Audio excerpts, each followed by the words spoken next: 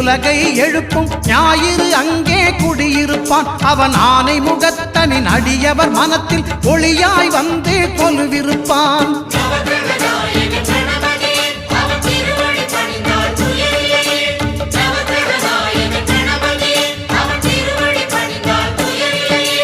ஒன்பது கோளும் ஒன்றாய் காண அங்கு கற்பகம் என்னும் கடவுளின் மெய்யில்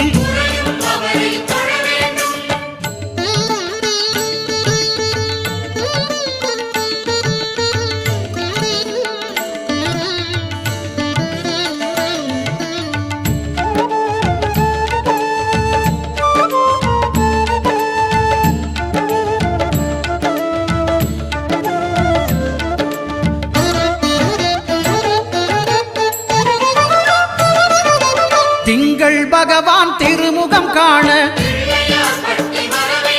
அங்கு கற்பக பெருமான் தொப்புள் குழியில்